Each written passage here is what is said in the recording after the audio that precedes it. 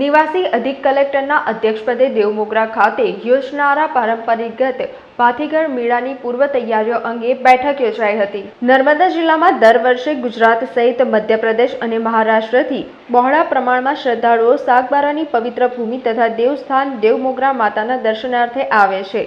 એવામાં આગામી તારીખ 8 થી 12 માર્ચ 2024 દરમિયાન દેવમોગરા ખાતે મહાશિવરાત્રી નિમિત્તે યાહામોગી માતાના મંદિરે યોજનારા પારંપરિક ભાથીગળ મેળાના આગોતરા આયોજનના ભાગરૂપે નિવાસી અધિક કલેક્ટર શ્રી C.K. ઉઘાડે શ્રી સાર્વજનિક દેવમોગરા માઈ મંદિર ખાતે સંબંધિત વિભાગના અધિકારીઓ સાથે સોંપેલી કામગીરી અને જવાબદારીઓ અંગે વિસ્તૃત ચર્ચા કરી હતી। પરંપરાગત ભાથીગળ મેળાની થનારી ભવ્ય ઉજવણીના ભાગરૂપે આયોજિત બેઠકમાં વહીવટી તંત્રના સંબંધિત વિભાગના અધિકારીઓ અને પ્રતિનિધિઓને કાયદો વ્યવસ્થાની જાળવણી, ટ્રાફિક નિયમન, પ્રાથમિક સુવિધાઓ સહિત પાણી, પાર્કિંગ, વીજળી, આરોગ્ય, વાહનો સહિત એસટી બસોના રૂટ અંગે આયોજનબદ્ધ કામગીરી પૂર્ણ કરવા અંગે ચર્ચા કરવામાં આવી હતી। દર વર્ષની જેમ આ વર્ષે પણ મેળાનું ભવ્ય આયોજન છે।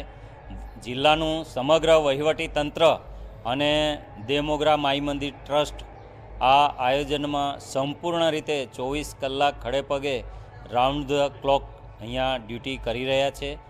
આ મંદિરમાં 400 જેટલા સ્વયંસેવકો અને સાથે સાથે જિલ્લાનું વહીવટી તંત્ર, જેમાં કાયદો અને વ્યવસ્થા માટે જે પોલીસ ડિપાર્ટમેન્ટ છે એ પણ ખૂબ સુંદર આયોજન કરી રહ્યું છે। સાથે સાથે જિલ્લા વહીવટી તંત્ર, સમગ્ર જિલ્લાના વહીવટી વડા અમારા કલેક્ટર સાહેબ એ સીધી દેખરેખ હેઠળ અહીંયા આ મેળાના આયોજનમાં અને વ્યવસ્થામાં ખૂબ સુંદર સહયોગ આપી રહ્યા છે।